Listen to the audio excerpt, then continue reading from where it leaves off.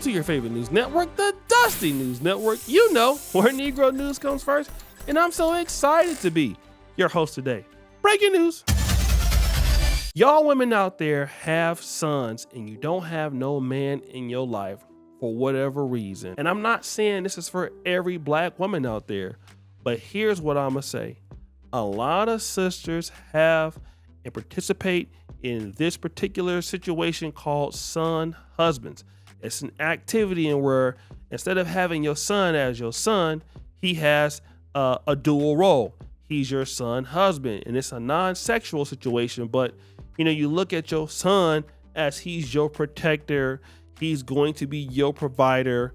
He's your attack dog. He's going to make sure mama is always all right. And, he's going to be your husband without all the booty clapping. Now, a lot of times, I understand why women do this because the son will basically protect you as you get older and everything like that. But sometimes it's unhealthy because the son may really start to believe that he is a husband type figure.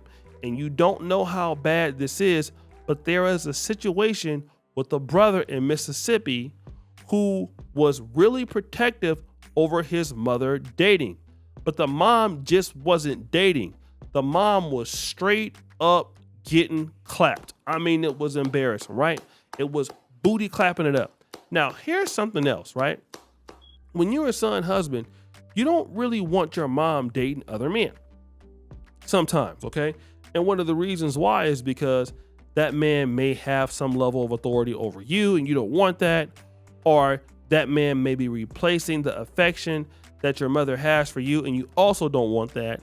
But the reality is that you look at your mother in a very different way, in a non-sexual way. So, you don't want another man looking at your mom as a cheek clapping festival. But anyways, something bad happened, guys.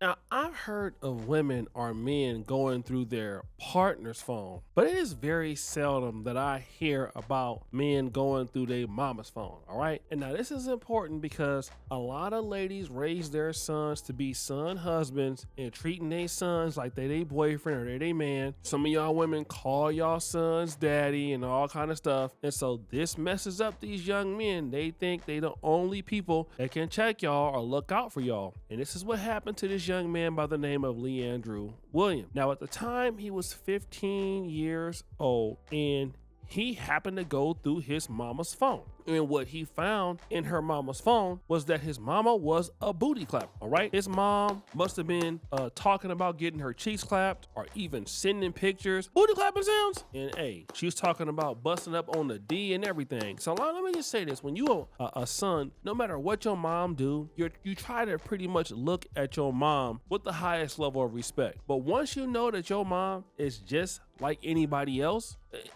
a lot of dudes can't take that. So what he did was he called his uncle and his cousin and he said, listen, y'all, this dude is out here clapping my mom's cheeks and I don't know what to do. Now, this is 15 years old at the time, right? Now, the uncle, which is like, I guess her brother or whatever. Now, he's an adult. He could have said, listen, man, your mom is an adult. You need to, chill with that.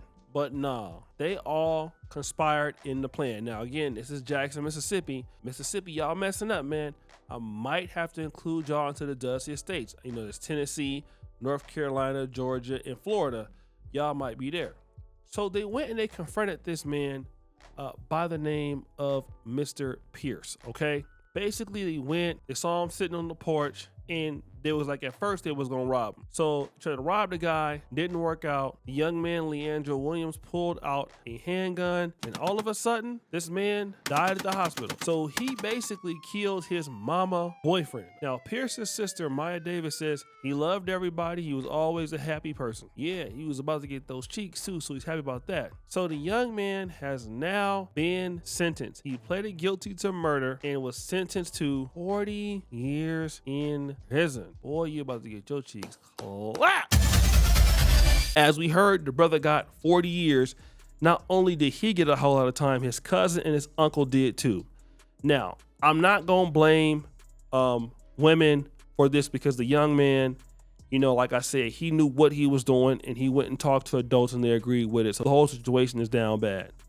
But ladies, understand that your son is your son, okay? And if you want to date, if you want the opportunity to be married, a man come into your life, that's something that needs to be explained, okay, to your son. Because some young men are going to get jealous.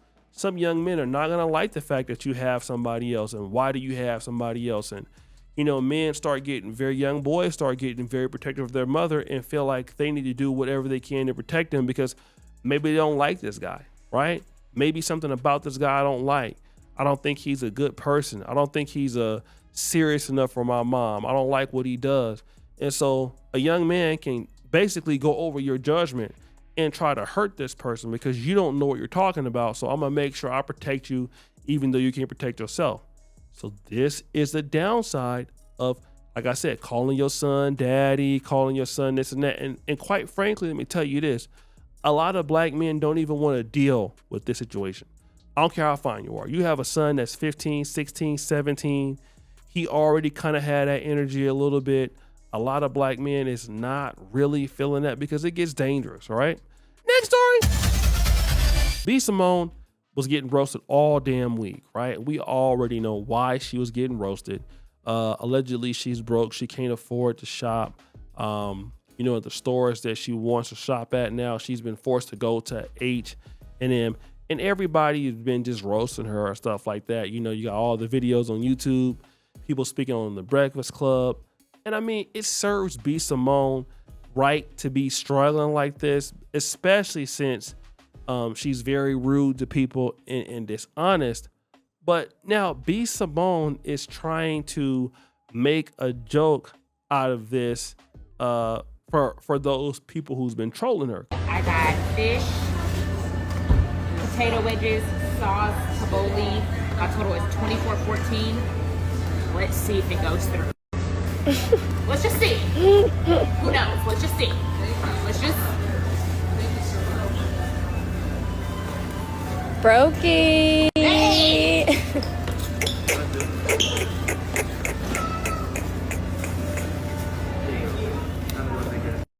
I can't look at this word without. Oh, best down. God almighty.